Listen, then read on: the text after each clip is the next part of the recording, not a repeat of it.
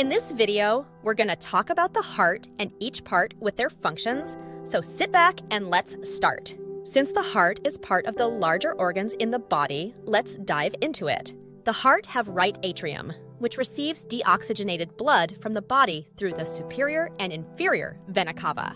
It then pumps the blood into the right ventricle. The right ventricle, which pumps deoxygenated blood to the lungs via the pulmonary artery for oxygenation. Left atrium receives oxygenated blood from the lungs through the pulmonary veins. It then pumps the blood into the left ventricle, and left ventricle, pumping oxygenated blood to the rest of the body through the aorta.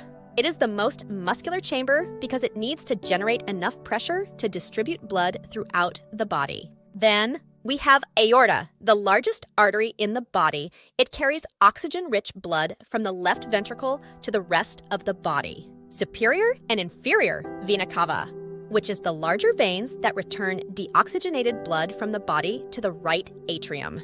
The superior vena cava brings blood from the upper part of the body, while the inferior vena cava brings blood from the lower part of the body. The pulmonary arteries, which transports deoxygenated blood from the right ventricle to the lungs for oxygenation. Pulmonary veins, carrying oxygenated blood from the lungs to the left atrium. The tricuspid valve, which is located between the right atrium and right ventricle. It prevents backflow of blood into the right atrium when the right ventricle contracts. Pulmonary valve, located between the right ventricle and the pulmonary artery. It prevents backflow of blood into the right ventricle after it contracts.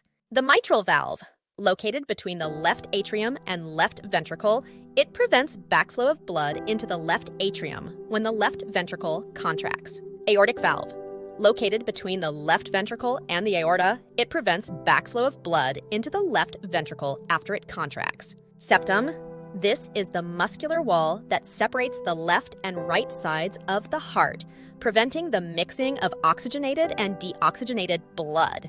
And the pericardium, a double-walled sac that encloses the heart, providing protection and reducing friction as the heart beats. These structures work together to ensure efficient circulation of blood, delivering oxygen and nutrients to tissues, and removing waste products. Hope you have learned something new about yourself. Stay smart, and please like and subscribe. See you soon. Bye.